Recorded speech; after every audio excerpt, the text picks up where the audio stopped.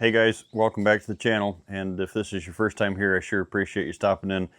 Don't mind the sweat, the dirt, dirty porch, loud cat. We're coming to you real here from the front porch of the lodge. So today guys, we're doing something kind of cool. Don't look over there so I can kind of flash to it and show you real quick. But we, over the years guys, we have talked about certain products that we use and only certain people that we, promote. And there has been some come and gone for good reasons, and a couple of them have stayed, right? And we just keep growing with them, and this is no different. This product, guys, is something I went to years ago. There's one of the videos that I did two or 3 years ago, I guess now, has, I don't know what it is, 50 or 75,000 views or whatever it is. And I think it just resonated with a lot of people. There's so much, there's so many different feeders out there on the market, so many different products. Today we're talking about the feeders, but there's so many different products and batteries, and then they're there and they're gone, and they're made out of plastic, they don't last, made in China. And that's not the case what we've got here, guys. The reason that we stand behind what is now Wicked Feeder Solutions, started out, used to build them all together, hard to ship, expensive to ship, and they knew that was a problem. So them being the folks that they are, actually stopped and regrouped and now made that in a shippable package, as you can see here. So I'll show you. So these feeders now, guys, are 400 pounds. They ship in 7 pieces, I believe, 6 or 7 pieces, and it comes with a hardware kit and some silicone. No battery at the time, batteries you have to worry about, no feed actuators, no timers, no anything. It's just this free flow feed and sitting there not making any noise. I'll start by saying this, is there's going to be a lot of naysayers. I'm sure there's a lot of people watching this right now that are saying, well, you're just feeding the other wildlife and the coons. And yeah, you do waste a little feed when it comes to the other wildlife that you're not targeting, like the deer, right? But the fact of the matter is, guys, I would rather spend a couple more $100s a year on corn, if you will, if I could guarantee that I have the response that I have from these feeders. When I moved down here, guys, so first and foremost, let's just start here. We've talked about it on the other videos, but we'll talk about it real quick on this one. Being from Michigan originally, we could feed, but feeders are kind of not the thing to do up there because the batteries and the spin casters freeze and they clog, and you're in there messing with them, right, more than you're not, and you're doing more harm than good. So when I got down here to Kentucky, I thought I was going to do one of those upright feeders, and I did. I built 55-gallon upright feeders, had spin casters on them, and to make a long story short, the batteries were dying, the things were clogging. It took me about 2 months to figure, and in the middle of season, I just had it. So I went out there and I pulled the feeders completely off the farm the first year, and I was so frustrated. And I had a thought about it. I took a chemical tank and I thought, man, what if I just make a feeder that was on the ground and kind of a gravity fed? Made one. It worked great.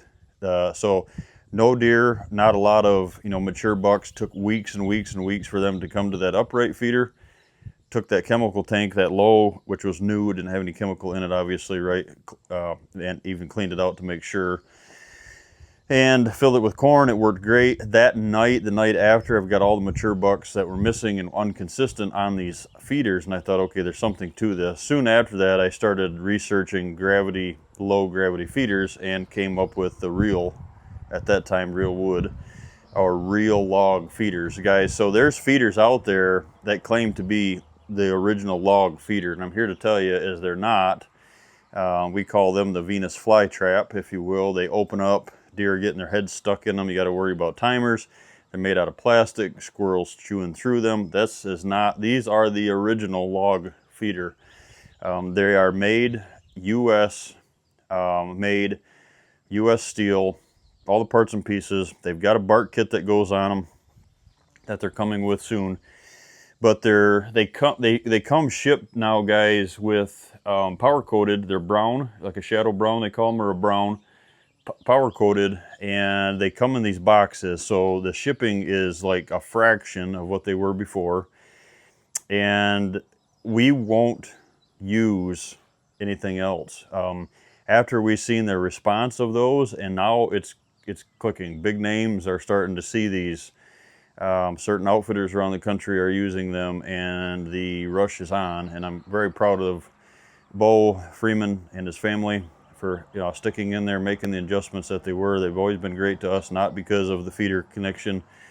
We buy these feeders just like everybody else does, and guys, I'm telling you, they go together so easy. We were just making a joke that the girls can put them together and you're not going to damage your fingernails even, right? So, I mean, it's just, as you're putting them together, we did a couple of them just to make sure, because these are the first, I've got a prototype, but the first real new ones, I guess you could say, that I've got. And, just getting used to how they go together. So to finish that, guys, we don't promote any other feeder. Don't use upright feeders. If you're going to feed, the slogan, right, is why use a feeder that looks like a feeder. Their new slogan, if you will, their trademark is feed in, find out. And that's exactly what it's a complete eye-opener, guys. They are working on a situation to try to come up with some kind of an actuator that dispenses feed, once a day, has a timer situation for folks that want to do that. We don't, because I don't want to be out there messing with batteries at this point. Maybe if I see that and it doesn't have any problems and we can do a solar panel or something like that on them in the future, maybe we'll have them on ours too. But right now they're gravity fed, 400 pounds. They're 125 pounds, 150 pounds bigger than what they were before, which is huge. We run 2 or 3. We're going to try to do 3, but I think only 2 in each location. So I've got a couple different feeder locations on the farm, and so we put 2 in there just to get the volume. And so we're running 800 pounds in each feed location, so here on the farm and both of the leases. But guys, I've got pictures upon pictures upon pictures that would prove this. Daylight, how long does it take? It doesn't. This year, obviously the deer on the farm know these feeders. They're out there all the time. The old ones, we're going to be replacing them with the new ones. But I'm talking days, maybe hours, right? You put them out and you got deer on them after you put corn in them. It's not 2-3 weeks, a month later, like all these other upright feeders are. And they're not, it's low, these low profile feeders, guys, something I'll touch on here with you. These low profile feeders are below them. There's no antler restrictions, no harm above the antler, so there's no issues with sticking their head in a feeder or above it, hitting something, damaging velvet. Last thing we want to do is make things worse or have a problem with damaging velvet or hurting deer. So what we're doing is that is open to the outside. They lift their head up, they can see over it. There's no dancing around the feeder when they come out to the feeder. They're very relaxed. They walk right up to the feeder. Looks like a log. Looks natural. They start eating. There's no drama. It's a total, once you see it, guys, you'll never go back to a normal feeder. So that's my feeder promotion. Kudos to Wicked Feeder Solutions, Bo and the crew. And we hope wish you the best from here on out. You guys are off and running, and we're just blessed to have had a part in that, and think very highly of the business and you guys. And so what we're going to do is we're going to start one of these from scratch, and we're going to show you just how easy it is, and just kind of make a time lapse here of the process. Put the bottoms together first, put the end caps on, then the side panels, and then the lid. So there's a little, the ridge has some bolts in it, 5 bolts, I think. So what you'll need is like we're using a 11 millimeter socket ratchet, and I believe it is a 7/16 end wrench or box end wrench. And then it also comes, once you get those established, then it comes with some silicone that you go in the inside just extra seal. Power coated, they're gonna last forever. Easy lid on and off. Now the whole lid comes off. We'll show you some pictures of, it's not like a propane top looking thing like we were before, which worked, but way better design now. Pull the whole lid right completely off from them, dump the corn in, and you're there and gone within minutes.